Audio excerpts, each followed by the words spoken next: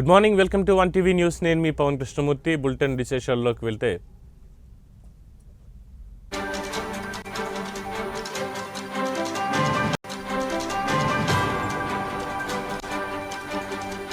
Breaking news చూస్తున్నాం. హైదరాబాద్ మహానగరానికి తోడుగా 4వ నగరాన్ని కూడా అభివృద్ధి చేయాలని తెలంగాణ సర్కార్ సంకల్పించింది. అందుకు వడివడిగా అడుగులు వేస్తోంది. రంగారెడ్డి జిల్లా పరిధిలో ఫ్యూచర్ సిటీ నిర్మాణం కోసం ఫ్యూచర్ సిటీ ఏరియా డెవలప్మెంట్ అథారిటీని ప్రభుత్వం ఏర్పాటు చేసింది. రంగారెడ్డి జిల్లా పరిధిలో 56 గ్రామాలు 7 మండలాలని ఫ్యూచర్ సిటీ పరిధిగా ప్రభుత్వం నిర్ణయించింది.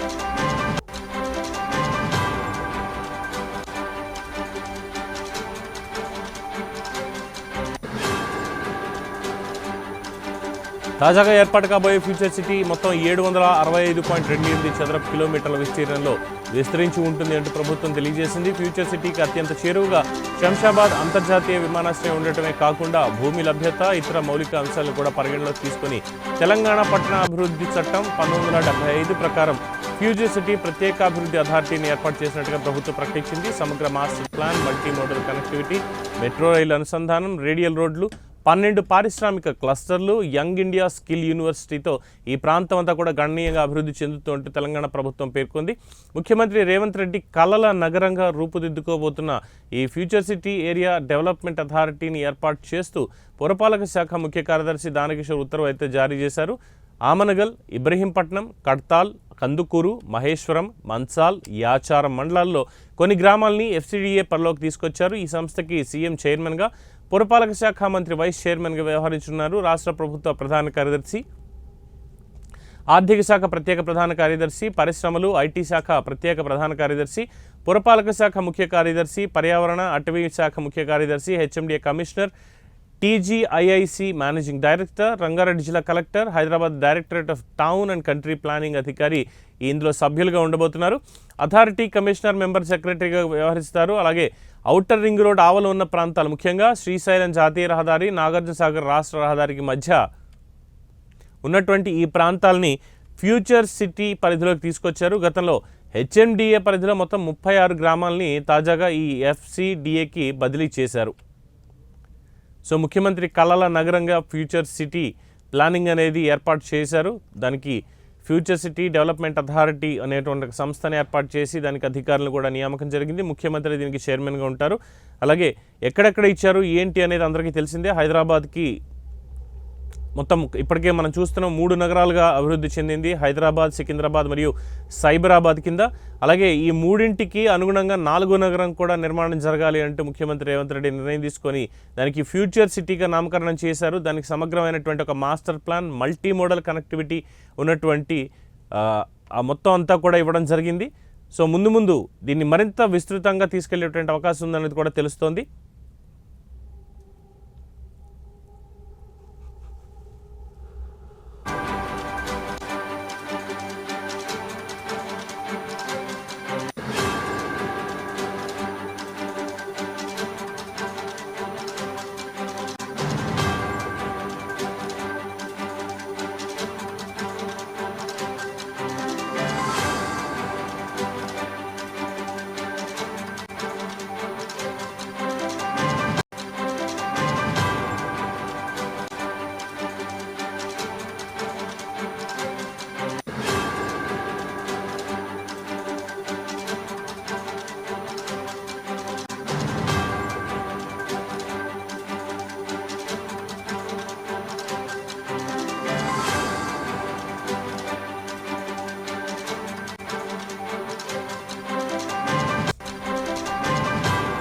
సో మొత్తానికి చూస్తున్నాం, ప్రస్తుతం బడ్జెట్ సమావేశాలు అయితే నడుస్తున్నాయి. మరి అసెంబ్లీలో ఫ్యూచర్ సిటీకి సంబంధించి ఎటువంటి చర్చ జరగబోతోంది, అలాగే బడ్జెట్ కేటాయింపులు దీంట్లో ఏమి ఉండబోతున్నాయి అనేది సమావేశాల్లో తేలాల్సినటువంటి అవసరం ఉంది.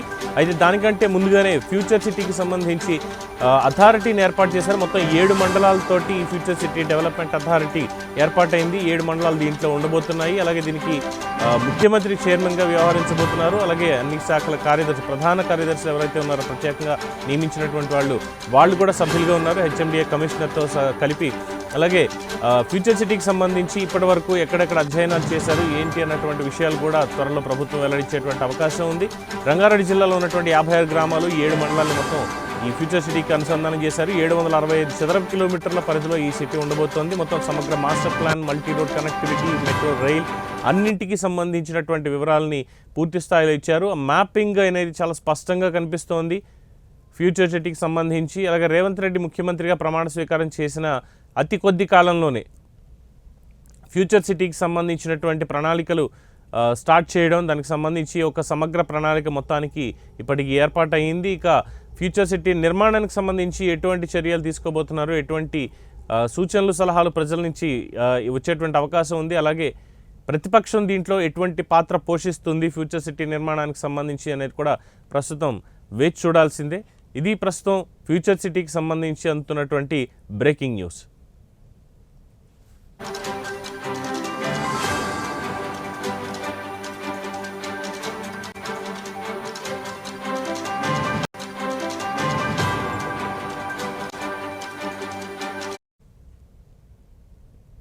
ఇక రాష్ట్ర ప్రభుత్వం ప్రతిష్టాత్మకంగా ఏర్పాటు చేయబోతున్న ఫ్యూచర్ సిటీలో తమ గ్రామాన్ని కూడా కలపాలి అంటూ నేదునూరు గ్రామస్తులు ఆందోళనకు దిగారు. ఫ్యూచర్ సిటీలో నేదునూరు గ్రామంతో పాటు మొత్తం 7 గ్రామాలని విలీనం చేయాలి అంటూ డిమాండ్ చేశారు. తమ గ్రామాల్ని ఫ్యూచర్ సిటీలో విలీనం చేయకుంటే అఖిలపక్షం ఆధ్వర్యంలో ఆందోళన ఉధృతం చేస్తామని హెచ్చరించారు. అఖిలపక్షం ఆధ్వర్యంలో గ్రామస్తులు కలిసి రాజకీయాలకు అతీతంగా ఈ పోరాటాన్ని చేపట్టారు. నేదునూరు గ్రామస్తులు శ్రీశైలం ప్రధాన రహదారిపై బైఠాయించి మహాధర్నా నిర్వహించారు. ఫ్యూచర్ సిటీ ఏర్పాటు చేయాలనే ప్రతిపాదనలో నేదునూరు గ్రామ పంచాయతీని సూచించిన అధికారులు ఆ తర్వాత నేదునూరును మాయం చేయడం బాధాకరం అన్నారు.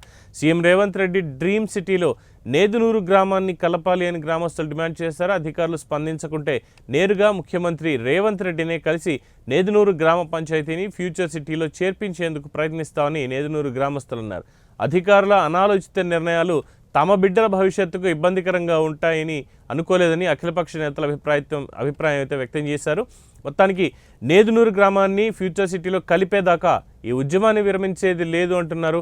గ్రామస్తుల ఏకగ్రీవ తీర్మానాన్ని అధికారులు పట్టించుకోకుంటే శ్రీశైలం హైవే దిగ్బంధం చేస్తామని, వంటవార్పు ఆందోళనను ఉధృతం చేస్తామని వారందరూ హెచ్చరించారు. ఫ్యూచర్ సిటీలో తమ గ్రామాన్ని కలిపేదాకా దశల వారీగా ఆందోళన కార్యక్రమాలని కొనసాగించాలి అంటూ అఖిలపక్ష నాయకులు నిర్ణయించుకున్నారు. ఉంచాలి, కందుకూరు మండలంలో నేదునూరు గ్రామాన్ని కలపాలి, ఫ్యూచర్ సిటీలో నేదునూరును కలపాలి.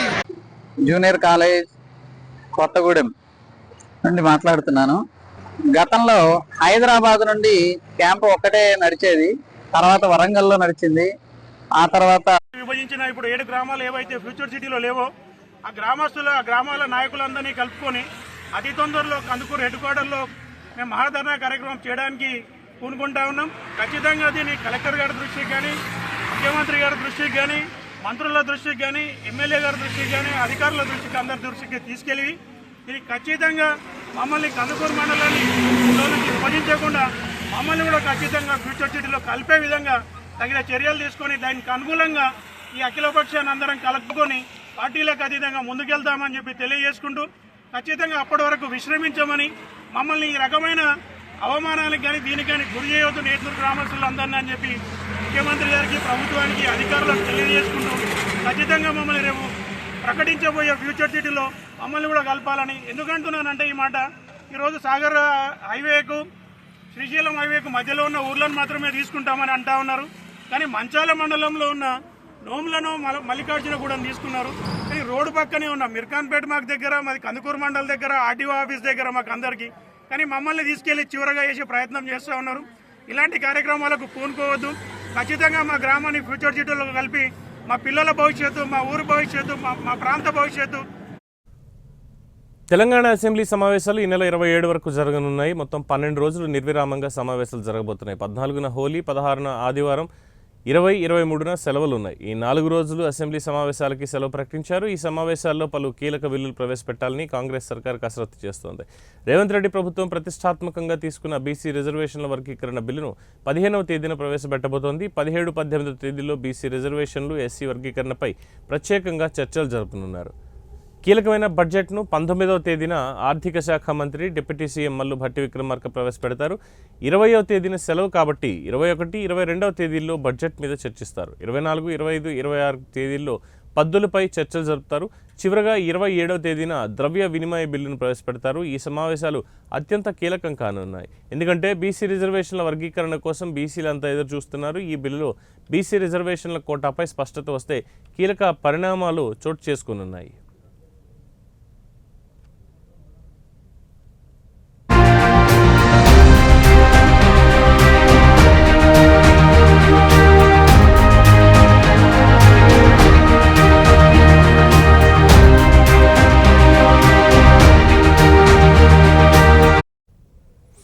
మరోవైపు కేసీఆర్ ఓడిపోయిన తర్వాత మొదటిసారి అసెంబ్లీలో ప్రసంగించబోతున్నారు.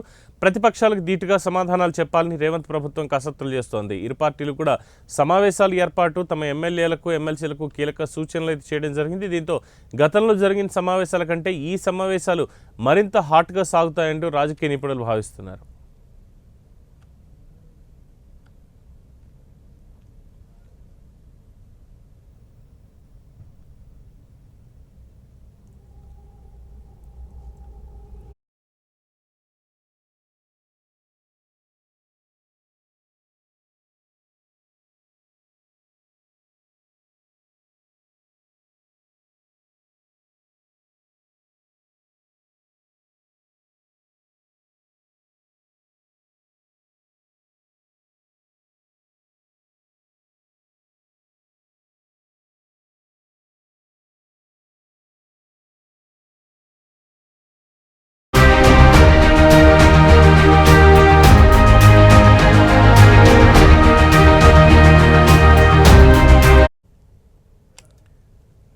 నేటి సమాజంలో మహిళలు ఆత్మవిశ్వాసంతో ఆర్థికంగా ఎదగాలని మంత్రి సీతక్క అన్నారు. అంతర్జాతీయ మహిళా దినోత్సవం సందర్భంగా ఉస్మానియా యూనివర్సిటీలోని ఉమెన్ ఎంపవర్మెంట్ సెల్ ఆధ్వర్యంలో promoting women's rights, gender equality and fostering empowerment అనే అంశంపై ఒకరోజు జాతీయ సదస్సు నిర్వహించారు. సదస్సుకు మంత్రి సీతక్క ముఖ్య అతిథిగా హాజరయ్యారు. మహిళలు రాజకీయాల్లోకి రావాలని మంత్రి సూచించారు. దాన్ని రికార్డ్ చేసి ఈ రూపంలో తీసుకొచ్చాడు. అది త్వరలో రిలీజ్ అవుతుంది. ఈ సందర్భంగా ఇక్కడ ఆవిష్కరించుకోవాలని నేను కోరుకున్నాను. చేస్తున్నాక నా ట్విట్టర్ లో ఒకటి పోస్ట్ చేసిన, నేను చిన్నతనంలో ఉన్నప్పుడు నేను నక్సలైట్ అయితే అనుకోలేదు, నక్సలైట్ అయిన తర్వాత లాయర్ అయితే అనుకోలేదు, లాయర్ అయిన తర్వాత ఎమ్మెల్యే అయితే అనుకోలేదు, ఎమ్మెల్యే అయిన తర్వాత పిహెచ్డి కంప్లీట్ చేస్తా అని అనుకోలేదు నేను అసలే. కానీ నేను మాత్రం చదువును ఆపొద్దు, సర్వీస్ మాత్రం ఆపొద్దు అనేది డిసైడ్ చేస్తున్నాను చెప్పి వాళ్ళు అది చాలా గొప్పగా ట్రాన్స్లేషన్ చేసి చెప్పడం జరిగింది. సో ప్రతి ఒక్కరికి ఒక తృప్తి అనేది ఉండాలి. మనం ఎన్ని చేసినా మనకు ఇంటర్నల్ సాటిస్ఫాక్షన్ ఏముంది అనేది కూడా మనం వెతుక్కోవాలి. కొన్ని సందర్భాల్లో మనకు నచ్చకుండా కూడా కొన్ని దారులలో వెళ్తా ఉంటాం. కానీ రోజు నా జీవితంలో ప్రతి రోజు నేను సరి చేసుకుంటా ఉంటా. ఎక్కడ మిస్టేక్ అయింది, ఎక్కడ తప్పు అయినా, ఎవరైనా వచ్చినప్పుడు గట్టిగా అరిచినా, పాపం వాళ్ళని ఎంగులేసి అంటే అవమానకరంగా పో నడువు అట్లేమని అక్కడ అన్నానా అంటే ఆ రోజు నాకు చాలా బాధ అనిపిస్తుంది. ప్రామిస్ చెప్తున్నా, అయ్యో ఇట్లా అనుకుని ఉండాల్సిందేమో. ఆ ఒత్తిడిలో మనం అప్పుడప్పుడు అట్లా అవుతుంటాం. కాబట్టి మనం అట్లా జరగకూడదు అనేది, అట్లా అనకూడదు అనేది ఎన్నోసార్లు ప్రతి మనిషికి మనకు ఆ రెక్టిఫికేషన్, దిద్దుబాటు అనేది మన పనిలో ఉండాలి, మన జీవితంలో ఉండాలి. మనం పనిచేసే ప్రదేశాలలో కూడా మన మూలంగా ఎవరు ఇబ్బంది పడకుండా కూడా ఉండాలి. కాబట్టి ప్రతి ఒక్కరు కూడా పాలిటిక్స్ లోకి ఎంటర్ కావాల్సిందే. మనం పాలిటిక్స్ అంటే దూరం దూరం అనుకుంటాం. మళ్ళీ పాలసీ మేకర్లు ఎక్కడికి వస్తారు? మంచి హైలీ క్వాలిఫైడ్ లేదా ప్రొఫెసర్స్, పిహెచ్డి స్కాలర్స్, ఇలాంటి వాళ్ళు మీరు రీసెర్చ్ చేసినాయి, మీరు అబ్జర్వ్ చేసినాయి అన్ని కూడా మరి ఒక ప్రజెంటేషన్ లాగా తయారు చేస్తే అన్న గొప్ప ఏమని ఉంటే, ఈ సమాజానికి ఏమైనా ఉపయోగపడేది ఉంటే అది మనం తీసుకొని ఒక పాలసీగా మనం తీసుకొస్తే కోట్లాది మందికి ఉపయోగపడుతుంది. సో అలాంటి పాలసీ మేకర్స్ గా ఉండే మీకు యూనివర్సిటీలలో ఉండేటువంటి వాళ్ళు నిజంగా పాలిటిక్స్ లో కూడా వస్తే అద్భుతంగా రాణించగలుగుతారు. అద్భుతంగా సమాజానికి అవసరమైనటువంటి నిర్ణయాలు, చట్టాలు చేయడానికి కూడా అవకాశం ఉంటుంది. సో మనమందరం పాలిటిక్స్ ను చూసి భయపడతాం. ఇదే ఇప్పుడు క్యాస్ట్, డబ్బు, హోదా, మరి ఫ్యామిలీ బ్యాక్గ్రౌండ్ ఇవన్నీ. కానీ నేను ఏ బ్యాక్గ్రౌండ్ లేకుండా కష్టమైనటువంటి బ్యాక్గ్రౌండ్, క్రమశిక్షణ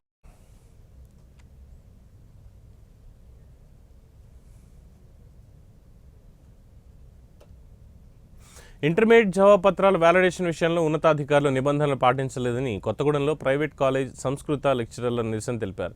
పేపర్ల వ్యాలిడేషన్కు పిలిచి అవమానించారని ఆవేదన వ్యక్తం చేశారు. సింగరేణి ఉమెన్స్ కాలేజ్లో సంస్కృత పేపర్ వ్యాలిడేషన్ కోసం రమ్మని లెక్చరర్లను అవమానపరచడం బాధాకరమన్నారు. ఇంటర్మీడియట్ బోర్డు 586 పేపర్లు మాత్రమే పంపించిందని, పేపర్ డిస్ట్రిబ్యూషన్లో ఇంటర్మీడియట్ బోర్డు సరైన విధానం పాటించలేదు అంటూ ఆగ్రహం వ్యక్తం చేశారు. ఇంటర్మీడియట్ బోర్డు సరైన విధానాలు పాటించకుండా భద్రాద్రి కొత్తగూడెం జిల్లాకు అతి తక్కువ సంస్కృత పరీక్ష పేపర్లను పంపించి తమకు అన్యాయం చేసింది అంటూ ఆవేదన వ్యక్తం చేశారు. కొత్తగూడెం జిల్లాలోని సంస్కృత లెక్చరర్లు వాళ్ళని దృష్టిలో పెట్టుకొని కొత్తగూడెంలో సంస్కృత పేపర్ల వ్యాలిడేషన్ క్యాంప్ ఏర్పాటు, వ్యాలిడేషన్కు సరిపడా పేపర్లను పంపించి వాళ్ళ కష్టాలు తీర్చాలని ప్రభుత్వాన్ని కోరారు.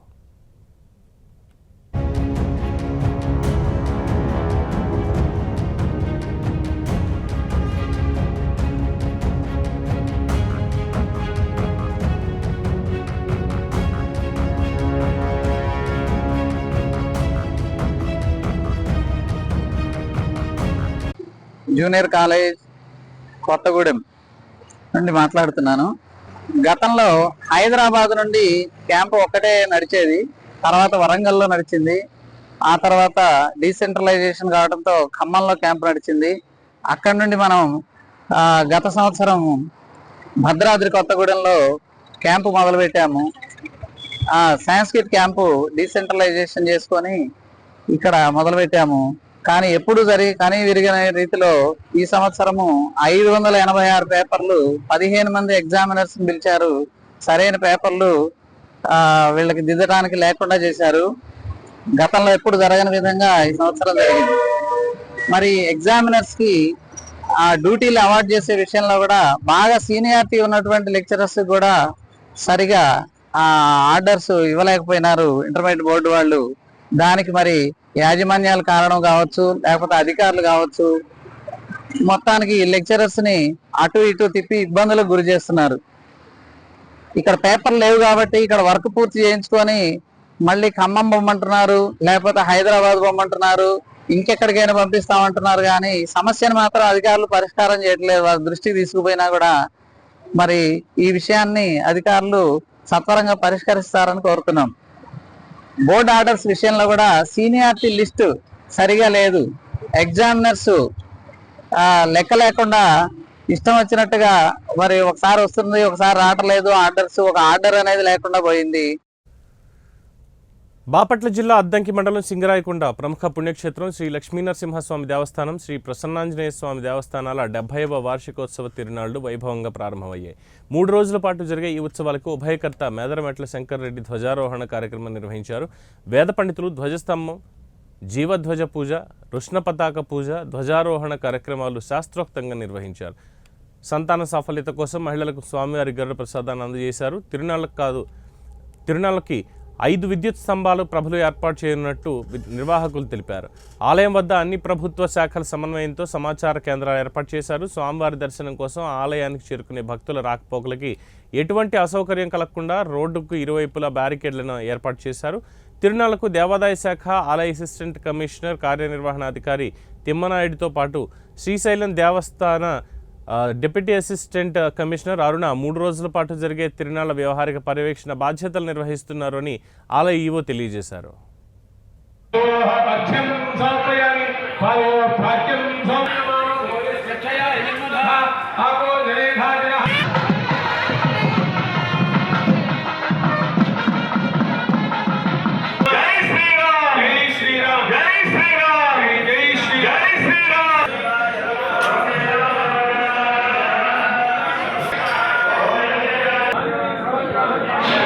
అవాంఛనీయ సంఘటనలు కానీ అన్ని ప్రభుత్వ శాఖలను సమన్వయం చేసుకోవడానికి కోసము శ్రీశైల దేవస్థాన డిప్యూటీ కమిషనర్ అయినటువంటి శ్రీమతి రమణమ్మ గారిని ఇక్కడికి పర్యవేక్షణాధికారిగా నియమించడం జరిగింది.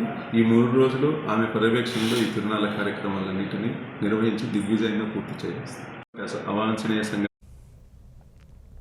ఉపాధి హామీ పనుల్లో కూలీలకు మౌలిక వసతులు కల్పించి బిల్లులు చెల్లించాలని భారత కమ్యూనిస్టు పార్టీ నాయకులు డిమాండ్ చేశారు. అనంతపురం జిల్లా కళ్యాణదుర్గం మండల పరిధిలోని ఎర్రంపల్లి, గరుడాపురం, షెట్టూరు మండలం యాటకల్ గ్రామంలో ఉపాధి హామీ పనుల కూలీలతో వారి సమస్యలపై భారత కమ్యూనిస్టు పార్టీ ఆధ్వర్యంలో క్షేత్రస్థాయిలో పరిశీలన చేశారు.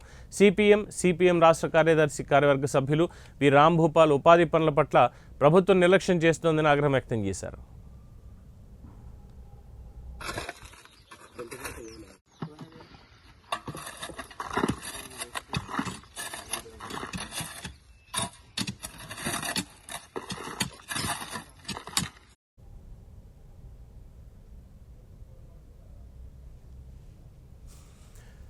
జాతీయ గ్రామీణ ఉపాధి హామీ పథకం కింద కూలీలకు దాదాపు 11 వారాలుగా బిల్లులు ఇవ్వడం లేదని యాటకల్లులో కూలీలు తెలిపారు. ప్రతిరోజు పనిచేస్తున్న బిల్లులు చెల్లించకపోతే కూలీల జీవనం ఎలా కొనసాగుతుందని వాళ్ళు ప్రశ్నించారు. పనిచేసే స్థావరంలో కూలీల కోసం కనీసం త్రాగునీరు అందించకుండా ఇబ్బందులకు గురి చేస్తున్నారని కమ్యూనిస్ట్ నేతలు ఆవేదన వ్యక్తం చేశారు. కరువు పరిస్థితులను బట్టి ప్రతి గ్రామంలో ఉపాధి కూలీల సంఖ్య ఎక్కువ ఉన్నప్పటికీ వారికి సరైన సదుపాయాలు కల్పించడంలో అధికారులు నిర్లక్ష్యం చేస్తున్నారని మండిపడ్డారు. అధికార యంత్రాంగం, ప్రజాప్రతినిధులు ఉపాధి పనుల పట్ల స్పందించాలి అంటూ వీళ్ళు డిమాండ్ చేస్తున్నారు.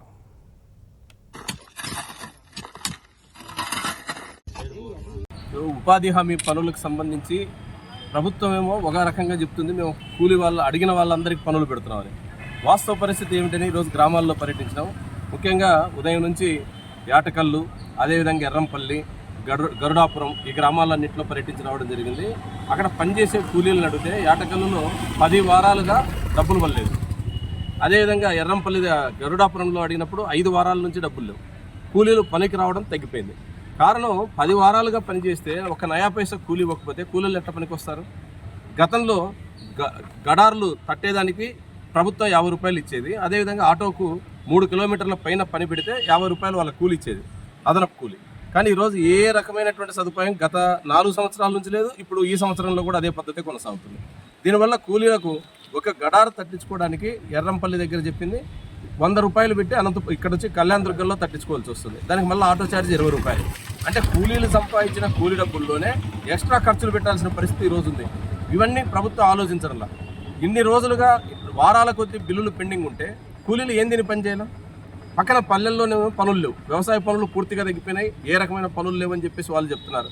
మరి గ్రామాల్లో పనులు లేవు, ఉపాధి హామీ పనులు మేము 100 రోజులు పెట్టినాము, 280 రూపాయలు కూలి ఇస్తున్నామని జిల్లాలో అధికారులు చెప్తారు. వాస్తవ పరిస్థితి చూస్తే పని ఎంత పడుతుందో తెలియదు, కానీ చేసిన కూలీ కూడా డబ్బులు రాని పరిస్థితి ఒకవైపు ఉంది. అందుకని మేము ప్రభుత్వాన్ని కోరుతున్నాం, తక్షణం పెండింగ్లో ఉన్న బిల్లులన్నింటినీ ప్రభుత్వం వెంటనే జమ చేయాలి. ఈరోజు పత్రికలకు ప్రభుత్వం లీకేజ్ వార్త ఇచ్చింది, 2 రోజుల్లో డబ్బులు పడతాయని. 2 రోజుల్లో పడతాయో లేదో కానీ మొత్తం మీద ప్రభుత్వం వెంటనే వేయకపోతే మాత్రం కూలీల్లో పెద్ద ఆందోళన బయలుదేరుతుంది. అదేవిధంగా రేపు ఏప్రిల్ నుంచి కొత్త పనులు ప్రారంభమవుతాయి. కొత్త పనుల సందర్భంగానైనా సరే గడారు, పార ఏదైతే వాళ్ళ తట్టలు అవసరమో అవి గతంలాగా ఈ ప్రభుత్వం కూడా ఇవ్వాలని చెప్పేసి మేము డిమాండ్ చేస్తున్నాం. అదేవిధంగా ఇక్కడ చూస్తే కళ్యాణ దుర్గం ప్రాంతంలో టమోటా పెద్ద ఎత్తున సాగైంది. అమాయక గిరిజనులకు కౌలు ఆశ చూపి విలువైన అటవీ భూముల్ని బడాబాబులు ఆక్రమించేస్తున్నారు. ఏలూరు జిల్లా అమరవరం రేంజ్ పరిధిలో యథేచ్ఛగా అటవీ హక్కుల చట్టం ఉల్లంఘన జరుగుతోంది. ఏలూరు జిల్లా కుక్కునూరు మండలంలోని భువనగిరి, పెదరావిగూడెం, బంజరగూడెం, ఇబ్రహీంపేట గ్రామ శివార్లలో ROFR భూముల్లో విస్తారంగా జామాయిల్ ఛాంబర్లు ఉన్నాయి. వాటిలో భువనగిరి గ్రామ శివార్లోని ROR భూముల్లో 500 పైగా ఛాంబర్లను నిర్వహిస్తున్నారు. ఎన్నో ఏళ్లుగా గిరిజనులు జీవనభృతి కోసం సాగు చేసుకుంటున్న భూములపై పొరుగు రాష్ట్రాలకు చెందిన బడాబాబుల కన్నుపడింది. గిరిజనుల అమాయకత్వాన్ని ఆసరాగా తీసుకున్న ఆ బడాబాబులు నిబంధనలకు విరుద్ధంగా ఛాంబర్లను ఏర్పాటు చేసుకున్నారు. వేలల్లో కౌలు ఆశ చూపి ఆ భూములను స్వాధీనం చేసుకున్నారు. వాటి నిబంధనలకు విరుద్ధంగా జామాయిల్ క్లోన్స్ వ్యాపారాన్ని కొనసాగిస్తున్నారు. ఈ ఛాంబర్లలో జామాయిల్ మొక్కలను విక్రయించి కోట్లు గడిస్తున్నారు. రోజుకు లక్షల రూపాయలు చేతులు మారుతున్న GST చెల్లింపులు మాత్రం పైసా కూడా జమ చేయడం లేదని విమర్శలు బాహాటంగానే ఉన్నాయి. ROFR చట్టం ప్రకారం ఏజెన్సీ ప్రాంతాల్లో ఉంటున్న గిరిజనులతో పాటు ఎన్నో ఏళ్లుగా ఈ ప్రాంతాల్లో నివసిస్తున్న నిరుపేదలు అటవీ భూముల్లో వ్యవసాయం చేస్తూ జీవన భృతిని పొందాల్సి ఉంటుంది. అలాంటి వారికే అటవీ హక్కు గుర్తింపు పత్రాలను అందజేస్తారు. అంతేగాని స్థానికేతరులు కాలు కూడా మోపేందుకు వీలు లేదని నిబంధనలు చెప్తున్నాయి. అటవీ భూములు అన్యాక్రాంతమవుతున్నా అధికారులు మాత్రం పట్టించుకోవడం లేదనే విమర్శలు బాగా వస్తున్నాయి. అటవీ హక్కు చట్టం ప్రకారం గిరిజనులు, వారితో పాటు జీవిస్తున్న స్థానికులు జీవనోపాధి కోసం ఆ భూములను సాగు చేసుకోవాల్సి ఉండగా తెలంగాణ, ఆంధ్రప్రదేశ్ రాష్ట్రాలకు చెందిన బడాబాబులు ఈ భూముల్లో వ్యాపారాలు చేస్తున్నారు. అమాయకపు గిరిజనుల పేరుతో జామాయిల్ కలపతో వ్యాపారాలు చేసుకుంటున్నారు. ఈ జామాయిల్ చెట్లను నరికి విక్రయించడం ద్వారా కోట్ల రూపాయలు సంపాదిస్తున్నారని ఆ వ్యాపారులు ప్రభుత్వానికి 1 రూపాయి కూడా GST చెల్లించడం లేదనే విమర్శలు ఉన్నాయి. కోట్లు సంపాదిస్తున్న బడాబాబులు ప్రభుత్వ ఆదాయానికి గండి కొడుతున్నారు.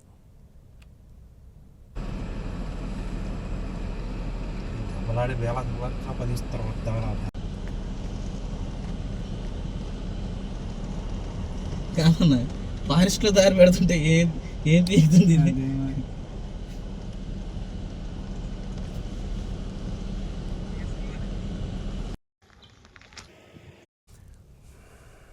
ఇక ఇవి bulletin updates. Keep watching 1 TV news.